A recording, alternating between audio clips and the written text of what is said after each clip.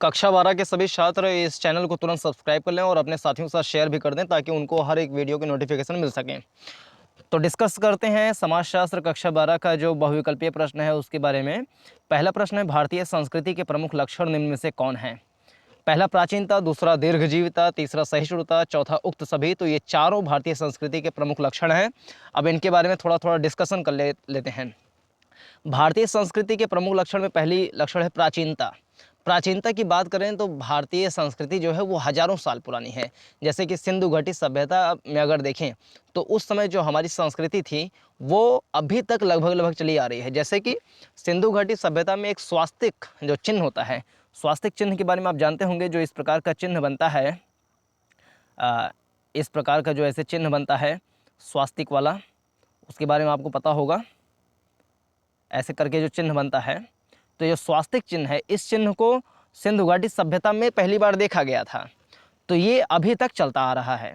तो इस प्रकार से अगर हम देखेंगे तो ये हमारी प्राचीनता जो है भारतीय संस्कृति की बहुत ज़्यादा पुरानी है और अभी तक चलती आ रही है।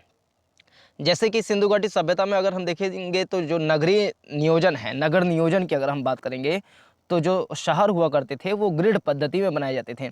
जैसे मान लीजिए कि एक ये ऐसे नाली जा रही है या सड़क जा रहा है, सड़क के किनारे किनारे ऐसे हाउसेस बने होते थे, चौकोर में घर बने होते थे सड़क के दोनों ओर। और हर एक घर में से, जैसे कि मान लीजिए ये वाला घर है तो इस घर में से एक नाली बना दी जाती थी जो कि मेन सड़क के किनारे किनारे ऐसे नाली जा करके एक बड़े नाले में जा करके वो मिल जाता था। तो इस प्रकार से पूरा जो नगरीय नियोजन हुआ करता था सिंधु घाटी सभ्यता में, वो अभी भी कहीं ना कहीं देखा जा सकता है। जैसे कि अगर हम चंडीगढ़ की बात करें, तो चंडीगढ़ पूरी तरीके से नगर नियोजन उसका अच्छे तरीके से किया गया है, वैज्ञानिक तरीके से किया गया है। तो उसका एग्जाम्पल हम उसमें देख सकते हैं। ऐसे ही अब जो भी बड़े बड़े शहर को डिज़ाइन किया जाता है उसमें इस बात का ध्यान रखा जाता है कि नगर नियोजन जो प्लानिंग वगैरह है वो पूरे बायलॉज के हिसाब से सही तरीके से बने, सिस्टमेटिक तरीके से बने। क्योंकि अगर देखेंगे तो हमारी जो जनसंख्या है, भारत की जो जनसंख्या है वो लगभग लगभग 135 करोड़ के आसपास हो गई है, 135 करोड़ के आसपास हो गई है।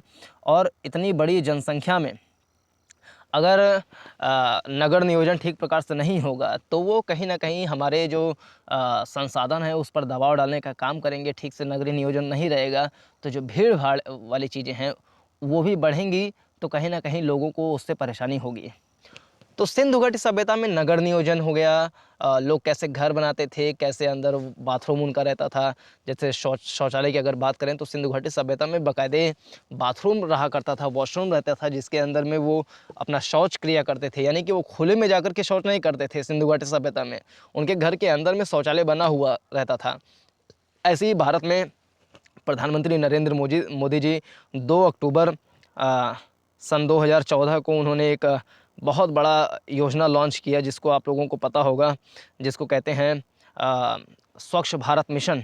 हम कह सकते हैं स्वच्छ SBM, स्वच्छ भारत मिशन में भी अगर जो ग्रामीण है जी वाला अगर देखें उसके बारे में तो करीब करीब 10.28 करोड़ अभी तक शौचालय बनाए जा चुके हैं पूरे भारत में।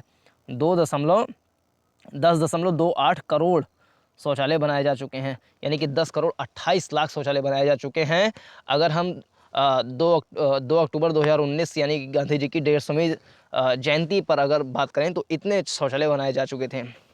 अभी 2020 में बात करें तो लगभग लगभग 10.66 करोड़ शौचालय जो हैं वो बनाए जा चुके हैं पूरे भारत में। तो ये हमारी जो सिंधु घाटी सभ्यता में हमने जो सीखा, जो हमने गांधी जी से सीखा, उसको हम कहीं ना कहीं उतार रहे हैं। तो जो हमारी प्राचीनता है वो अभी भी बनी हुई है। दीर्घजीविता मतलब कि लंबे समय तक जीवित रहने वाली, यानी सतत रूप से चलने वाली संस्कृति। जैसे कि विश्व भर में बहुत सारी ऐसी संस्कृतियां हैं जो लगभग लगभग नष्ट हो चुकी हैं। जैसे कि अगर हम बात करें मेसोपोटामिया की सभ्यता, बचपन में कक्षा 9 में सभी लोग पढ़े होंगे।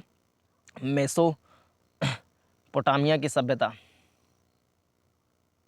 तो मेसोपोटामिया की सभ्यता जो कि ईरान के पास थी, ईरान के पास, इराक के पास पनपी हुई थी। जो दो नदियाँ थीं, दजला फरात जो नदी थी, वहाँ पर मेसोपोटामिया की सभ्यता पनपी हुई थी। वो सभ्यता अभी विनष्ट हो चुकी है, ख़त्म हो चुकी है। और जो एक सभ्यता हम लोग पढ़ते हैं इतिहास में, मिस्र की सभ्यता, यानी कि सिविलाइजेशन ऑफ मिस्र या इजिप्शियन सिविलाइजेशन जिसको हम कभी कभी बोल देते हैं इंग्लिश में, इजिप्शियन सिविलाइजेशन जिसको हम बोल देते हैं, वो भी लगभग लगभग नष्ट हो चुकी है। और सभी प्रकार के जितने ये हैं उन पर जो इस्लामी शासन है, यानी कि इस्लामी जो संस्कृति है वो उस पर हावी हो चुकी है। इसको हम देख सकते हैं, इस्लामी कल्चर जो है वो उस पर हावी हो चुके हैं। लेकिन भारत जो कि लंबे समय तक लोगों के आक्रमण का शिकार होता रहा है, चाहे वो नादिर शाह की बात करें, नादिर शाह ने भारत पर आक्रमण किया, अहमद शाह अब्दाली ने भारत पर आक्रमण किया, अहमद शाह अब्दाली अगर बात करें तो मराठों के समय में उन्होंने आक्रमण किया। लेकिन फिर भी भारत के ऊपर किसी एक संस्कृति का कहें कि बहुत ज़्यादा छाप हो इस तरीके से कि भारतीय संस्कृति ही विनष्ट हो जाए, तो ऐसा नहीं है। भारतीय संस्कृति अभी तक सतत रूप से चली आ रही है, उसकी दीर्घ जीविता पर कोई भी प्रभाव नहीं पड़ा है। और तीसरा वर्ड है सहिष्णुता, यानी कि इसको इंग्लिश में टॉलरेंस बोलते हैं। इस वीडियो में इसी टॉलरेंस जो टॉपिक है इस पर डिटेल्ड में चर्चा करेंगे। तो टॉलरेंस होता क्या है, टॉलरेंस कितने प्रकार के हो सकते हैं और इससे क्या लाभ होते हैं, इसके बारे में हम डिस्कस करेंगे। कलर हम चूज कर लें, red colour will be more better. तो सहिष्णुता का जो शाब्दिक अर्थ होता है वो क्या होता है, सहन करना। ये हमारे परीक्षा में पूछ सकता है कि सहिष्णुता का शाब्दिक अर्थ क्या होता है, तो सहन करना होता है। और सहिष्णुता की इंग्लिश क्या होती है, यानी कि सहिष्णुता को इंग्लिश में क्या बोलते हैं, तो सहिष्णुता को इंग्लिश में टॉलरेंस बोलते हैं।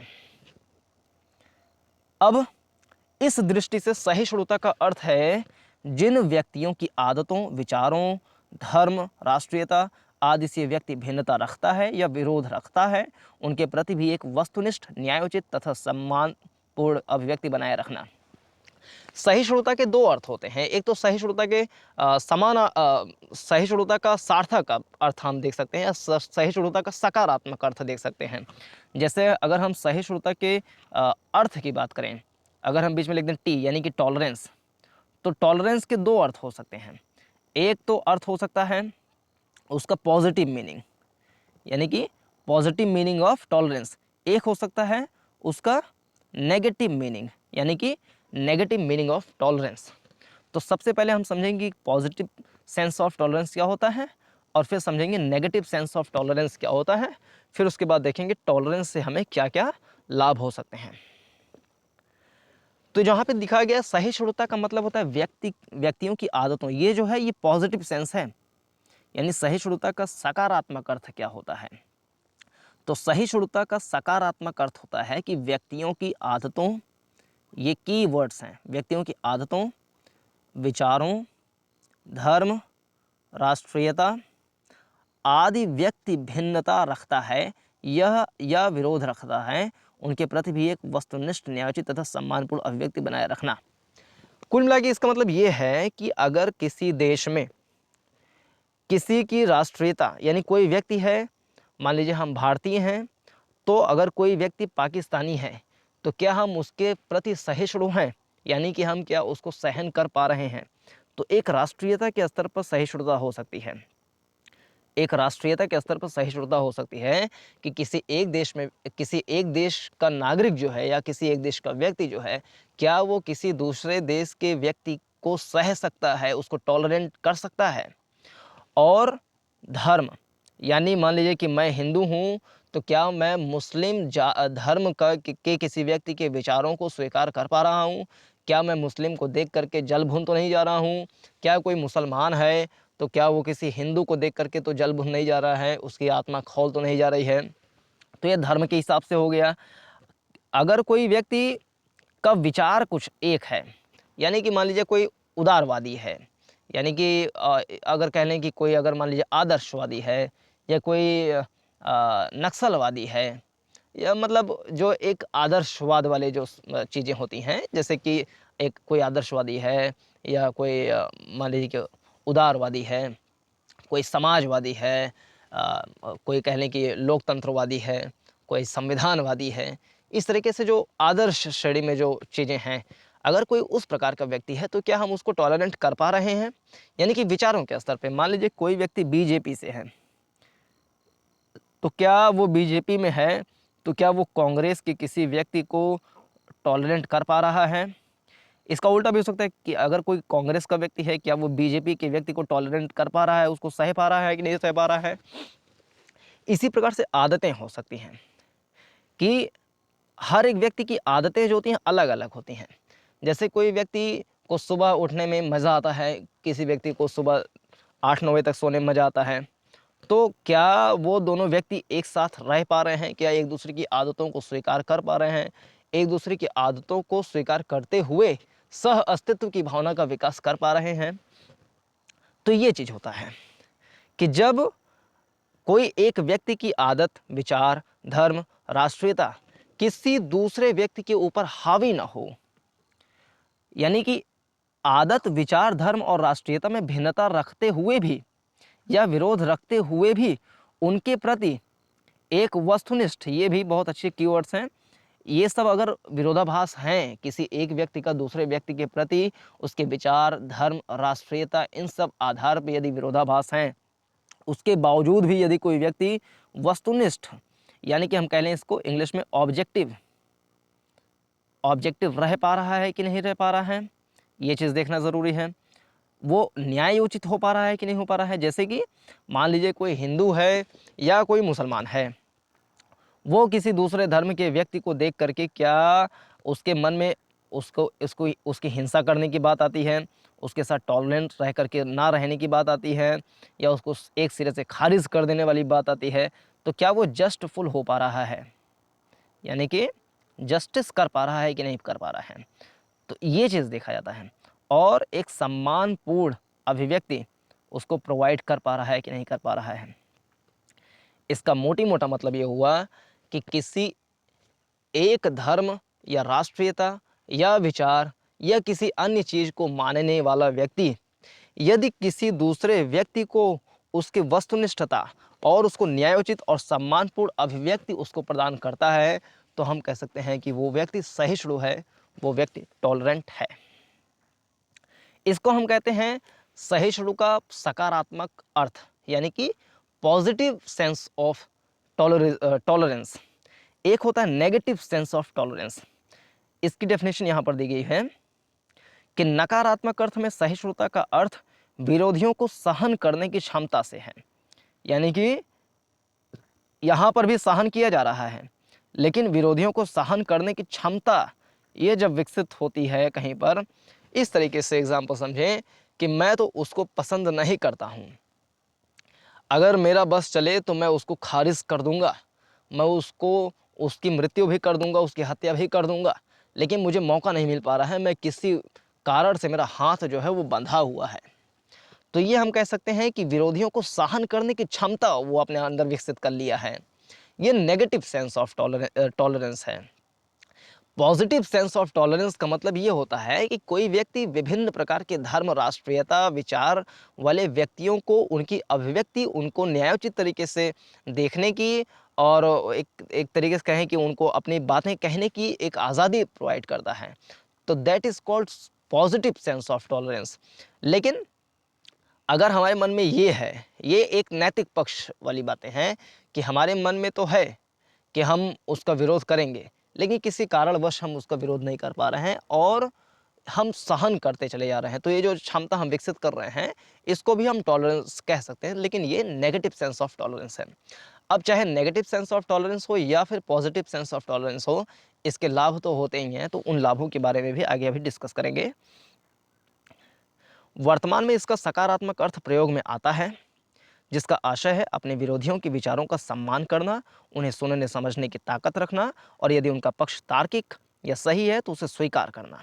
ये बड़ी बात जो यहाँ पर तार्किक लिखा हुआ है, यानी कि हम अपने विरोधियों की बात को सुनेंगे, सब कुछ करेंगे और उसे स्वीकार भी करेंगे, लेकिन तब स्वीकार करेंगे जब उसकी बातें तार्किक होंगी, यानी कि लॉजिकल होंगी। जैसे मान लीजिए कोई मुसलमान व्यक्ति है, वो आकर के कहता है कि मुझे हलाला प्रथा को चलाना है, तो हलाला प्रथा जो है उसकी बातों को हम ऐसा नहीं कहेंगे कि हमारे भारत में जो है 80% हिंदू हैं तो हम मुसलमानों की बातों को खारिज कर देंगे, यानी कि हम सिर्फ उसको इसलिए खारिज नहीं कर रहे हैं कि वो मुसलमान है और हम 80% हिंदू हैं, बल्कि हम उसको इसलिए खारिज कर रहे हैं क्योंकि हलाला प्रथा अपने आप में ही न्यायोचित नहीं है, वो एकदम अनैतिक है और वो अस्वीकार्य भी है। और उनकी बातें तार्किक भी नहीं है, लॉजिकल भी नहीं है कि अगर कोई महिला है, उसका मान लीजिए तलाक की बिद्दत हो जाता है, तलाक की बिद्दत होने के बाद उसका पति जो है उसको निकाह हलाला की प्रक्रिया से यदि गुजारता है किसी कारणवश से, मान लीजिए वो पुनर्विवाह करना चाह रहे हैं, तो महिला को हलाला प्रथा से होकर के गुजरना पड़ता है। अब कोई मुसलमान ये कहे कि मुझे हलाला प्रथा को जारी रखना है, तो ये लॉजिकल बात नहीं है उसकी, तो उसकी लॉजिकल बातों को स्वीकार तो नहीं किया जाएगा। लेकिन यदि लॉजिकल बातें हैं तो उसको स्वीकार किया जा सकता है। इसी को हम कह सकते हैं टॉलरेंट होना, यानी किसी दूसरे की बातों को सुनना, और यदि लॉजिकल बातें हैं तो उसको स्वीकार भी करना। अब इसके क्या लाभ होते हैं उसको भी देख लेते हैं। पहला लाभ है विरोधी विचारों को सुनने की ताकत हो तो समाज और राजनीति दोनों ही लोकतांत्रिक बनते हैं। ये वर्ड जो है लोकतांत्रिक यानी कि डेमोक्रेसी, डेमोक्रेटिक बनता है। लोकतांत्रिक इंग्लिश होती है डेमोक्रेटिक।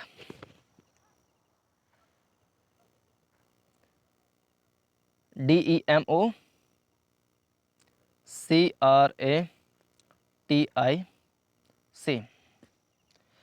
जब हम किसी विरोधी विचार को सुनते हैं, उनकी बातों को यदि लॉजिकल है मानते हैं, तो कहीं ना कहीं लोकतांत्रिक प्रक्रिया से हम गुजरते हैं। लोकतंत्र मतलब यही होता है कि दूसरे की बातों को सुनना, दूसरे की बातों मतलब कि कोई ऐसा व्यक्ति ना रहे जो अपने आप को पिछड़ा हुआ महसूस करे या किसी कारणवश अपने आप को देश से अलग हुआ महसूस करे, सभी की बातों को सुना जाए, इसी को लोकतांत्रिक कहते हैं। और लोकतांत्रिक देश का एक बहुत बड़ा पहचान होता है कि वहाँ पर चुनाव होते हैं। जैसे भारत में हर एक 5 साल बाद चुनाव होता है, तो प्रति 5 साल बाद जो चुनाव होता है तो उसमें 18 साल से ऊपर के सभी वयस्क नागरिक चुनावों में मतदान में भागी होते हैं, भागीदार बनते हैं। तो ये लोकतांत्रिक चीज़ें हैं।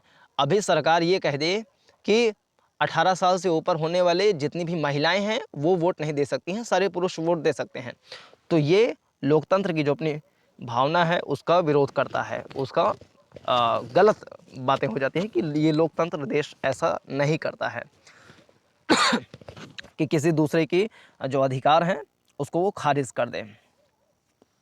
तो लोकतंत्र में सभी को अपनी बातें कहने की आज़ादी होती है, और जब हम दूसरे की बातों को कहने के लिए उसको आज़ाद कर देते हैं तो हम ये मानते हैं कि एक लोकतांत्रिक देश हम बनाने की ओर अग्रसर हो रहे हैं। एक दूसरा फ़ायदा होता है, कई बार ऐसा होता है कि दूसरों को धैर्य से सुनने से, देखिए यहाँ पर लिखा हुआ है, दूसरे को धैर्य से सुनने की वजह से नए तथा मौलिक विचार प्राप्त होते हैं, यानी कुछ फंडामेंटल फीचर्स हमें प्राप्त हो जाते हैं। जैसे अगर हम कभी कभी ऐसा होता है कि हम दूसरे की बातों को सुनना ही नहीं चाहते, हम पहले से अपने मन में एक कह लें कि पूर्वानुमान कर चुके होते हैं, या हमारे अंदर में कुछ ऐसी पहले से ही प्रवृत्ति बन चुकी होती है, नकारात्मक टाइप की प्रवृत्ति बन चुकी होती है कि हम दूसरे की बात को नहीं सुनेंगे क्योंकि वो गलत ही बताएगा, या उसके विचार हमारे विचार से मेल ही नहीं खाएंगे, या उसके विचार तार्किक नहीं ही होंगे।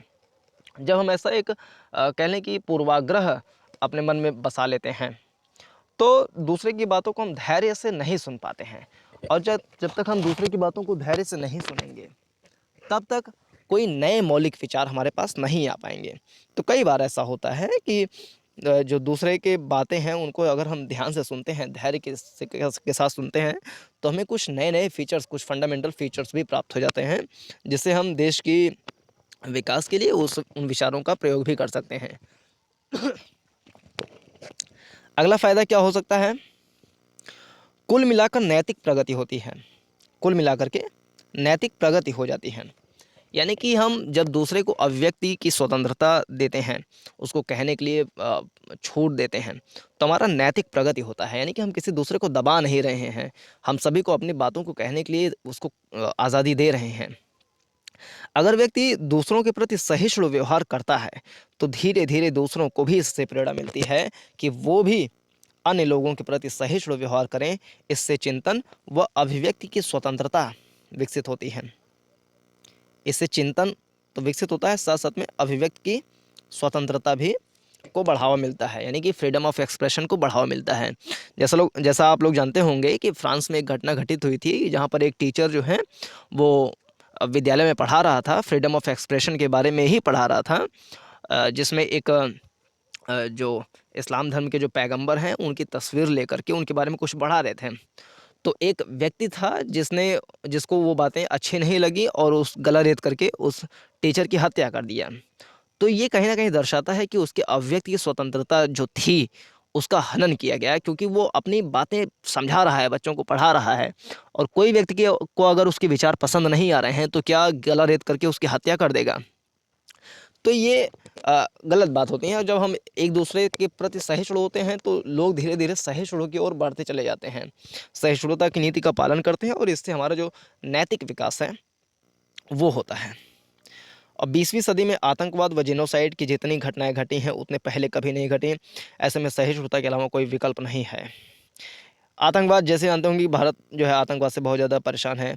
जेनोसाइड जो है first world war, second world war, Bharat में जो 1962 में इंडो चाइना वॉर हुआ, 1965 में इंडो पाक वॉर हुआ, 1971 में भी इंडो पाक वॉर हुआ, 1947-48 में जो पाकिस्तान के बारामूला क्षेत्र में पाकिस्तान द्वारा जो सेनाएं हिंसक काम वहाँ पर किए। तो इस तरीके से देखा जाए तो जो 20वीं शताब्दी है वो जितनी ज़्यादा आतंकवादी और जेनोसाइड घटनाओं से पीड़ित रही है, उतना पहले कभी भी नहीं रही है। इसलिए सहिष्णुता की नीति सभी देश को फॉलो करने की आवश्यकता है। भूमंडलीकरण के साथ साथ सभी समाजों के वैविध्य में वृद्धि हो रही है। भूमंडलीकरण आप जानते होंगे, भूमंडलीकरण मतलब कि एक ऐसी प्रक्रिया जिसमें स्थानीय बाज़ार या क्षेत्रीय बाज़ार, राष्ट्रीय बाज़ार और अंतर्राष्ट्रीय बाज़ार, ये चारों प्रकार के जो बाज़ार हैं वो उनका आपस में सम्मिलन हो जाता है। लोगों की संस्कृतियों का एक देश से दूसरे देश में फैलाव होने लगता है, यानी कि जो राष्ट्रीय सीमाएं हैं वो किसी प्रकार की बाधक नहीं बनती हैं। पूरा उन्मुक्त तरीके से व्यापार चलता है, लोगों की संस्कृतियों विचारों का फैलाव होता है, जिसमें कम्युनिकेशन, जो टेली कम्युनिकेशन है, जो इंटरनेट है, ये बहुत ज़्यादा उसमें अपना योगदान देती हैं। तो उसको हम कह सकते हैं कि वो भूमंडलीकरण है। तो भूमंडलीकरण के साथ साथ सभी समाजों के वैविध्य मतलब कि विविधता जो है, यानी कि बहुत सारे लोग जो जब भूमंडलीकरण हो रहा है तो उसमें बहुत सारी विविधता के लोग मिलेंगे। कोई बहुत ज़्यादा गोरा, कोई काला, कोई भूरा, कोई पीला, रंगों के आधार पर लोग व्यक्ति मिल सकते हैं, उनके धर्म के आधार पर मिल सकते हैं, उनके विचारों के आधार पर मिल सकते हैं। कोई सेकुलर है, कोई नॉन सेकुलर है, कोई कह लें कि एक्सट्रीमिज़म है, एक्सट्रीमिस्ट है, या कोई नक्सलवादी है, माओवादी है, कोई ऐसे बहुत सारे विचार हो सकते हैं जिनका आपस में सम्मिलन होता है। तो अगर कोई व्यक्ति सहिष्णु रहेगा ही नहीं तो ये सारे तो आपस में कट मर जाएंगे और दुनिया तो नष्ट हो जाएगी। तो दुनिया को बचाने के लिए, देश को बचाने के लिए सहिष्णुता की नीति का पालन करना बहुत ज़्यादा आवश्यक हो जाता है। लगभग सभी समाजों में धर्म, नस्ल और राष्ट्रीयताओं के विभिन्न समूह साथ साथ रहते हैं, इसलिए विश्व में शांतिपूर्ण सह अस्तित्व के लिए सहिष्णुता ज़रूरी है। तो मेरे ख्याल से ये सहिष्णुता जो वर्ड है इसके बारे में समझ में आ गया होगा और पहला क्वेश्चन का आंसर भी समझ में आ गया होगा। तो इस वीडियो को अपने सभी साथियों के साथ शेयर कीजिए ताकि इसके आगे आने वाले सभी वीडियोज़ के नोटिफिकेशन मिल सकें। अगर परीक्षा में दीर्घोत्तरीय टाइप का क्वेश्चन पूछा जाता है तो उसमें भी ये जो बातें हैं वहाँ पर लिखने के लिए उपयोगी सिद्ध हो सकती हैं। वीडियो को देखने के लिए बहुत बहुत धन्यवाद। नमस्कार, जय हिंद।